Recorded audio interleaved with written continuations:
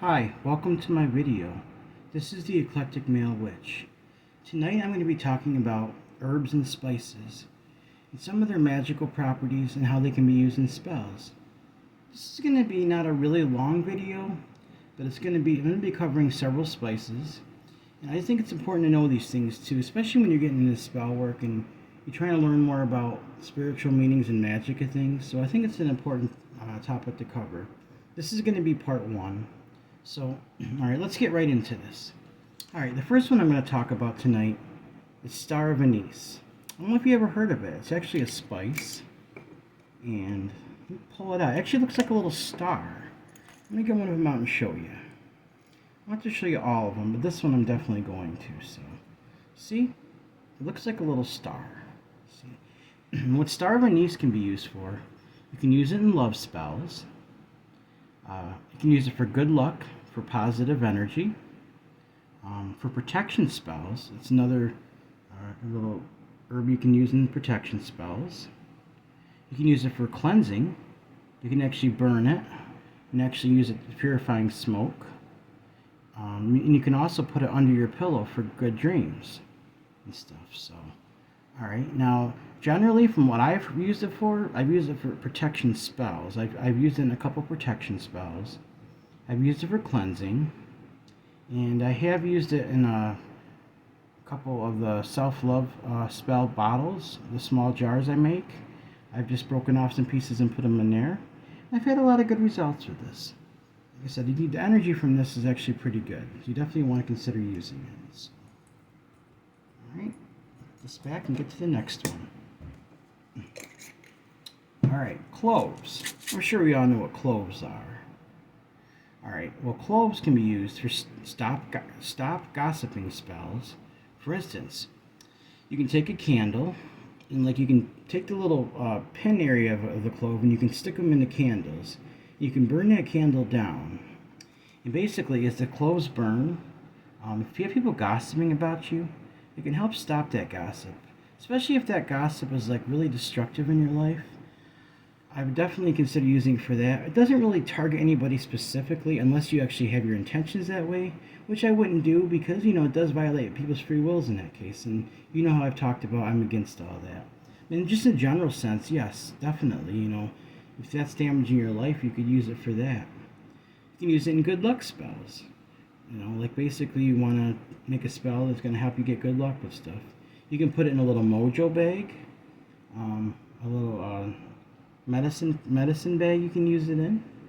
And yep, it's also good as a kitchen spice, as we all know. So, also it can be used in friendship spells, and for help to help you with your social gatherings and everything. You can actually take some of these and put them in your purse or your wallet, and it's supposed to help with that as well.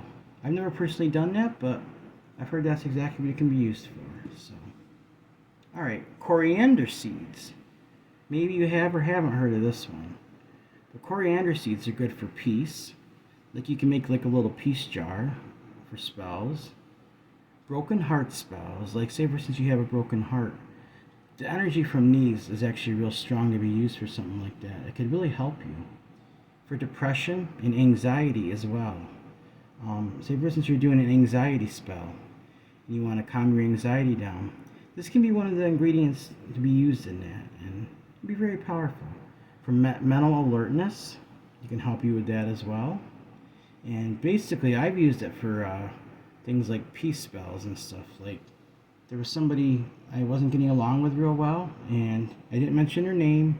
I just simply used it it made a general peace spell jar. And it definitely seemed within about a couple weeks, it seemed to actually make a difference. We started getting along better.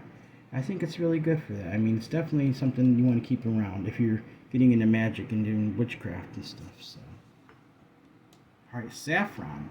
This is a very expensive herb. I actually paid $15 for this little bit of it, and I got a very, very small amount here. Let's see if I can get this open right now. Hold on. All right, it's in this little tiny pouch right here. There's only a little tiny bit. You got to be careful with this stuff because it stains really easily, but it's expensive, but it's well worth the price, especially when you can use it for things like Love spells. It's very powerful for love spells. It's actually one of the most powerful herbs you can use for that. Wealth. Like you're doing a wealth spell, you can incorporate it into that. You want recognition for something. Maybe you want a promotion or something. You want to be recognized for something you've done. You can use saffron for spells, for recognition spells as well. For strength, if you need strength or something you're like weak at and you need to get strong at emotionally, it's especially good for that. So. Alright, nutmeg. Most of us have that in our kitchen. Most people that you cook and everything definitely use this. What a lot of people don't know, aren't into magic and everything, is you can actually use these in spells as well. One of the ones you can use it for is court case spells. Like say for instance you have to go to court about something and you're worried about the outcome, you can actually create a court case spell. And nutmeg would be one of the ingredients you use in there. Very powerful ingredient, so it's something you want to consider using. Now, you could also help other people with their court cases. Just get their permission first. Don't just do it without their permission. But yes, that's one thing. Revealing truth.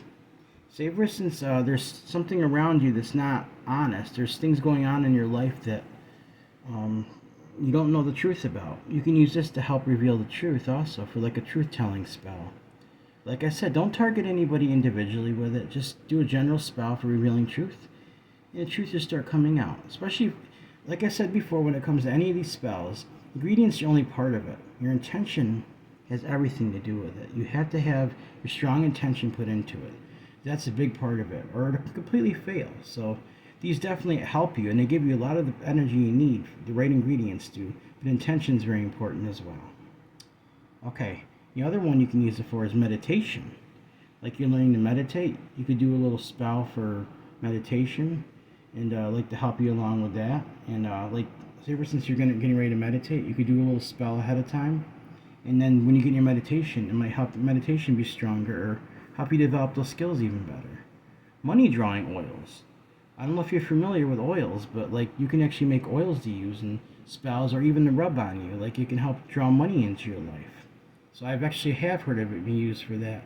I have my own little oil actually. It's called Come To Me oil, and I make my own recipe. And I've had some success with it for sure.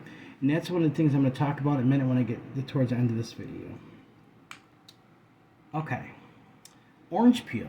We all know what orange peel is. It's peeling a peel of oranges. This is like ground down and dried out.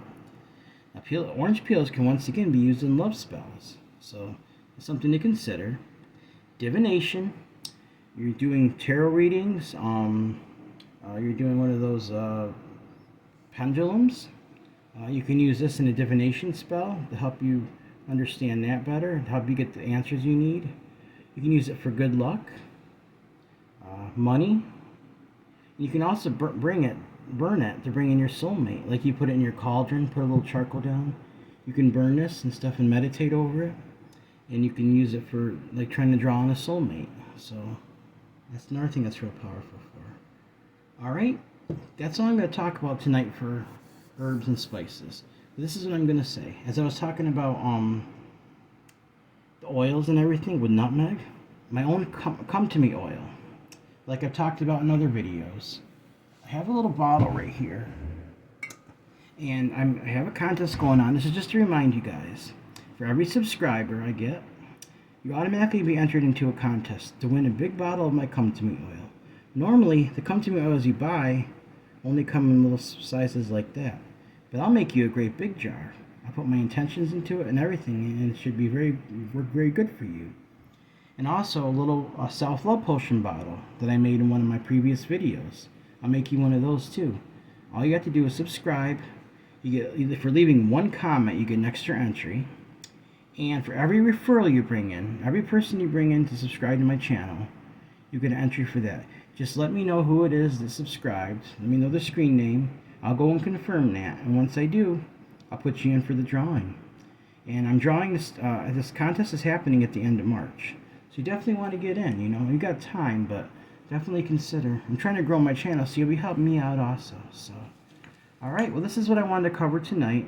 No spells or nothing tonight. Just I think these kind of videos are just as important to be educated about the uses of herbs and spices and how they can be used in spells and magic and stuff, and this is the end of part 1, so I'm going to be doing other parts, going through different ones, and going to continue doing my spells as well. So, alright, well, thank you for watching my video tonight.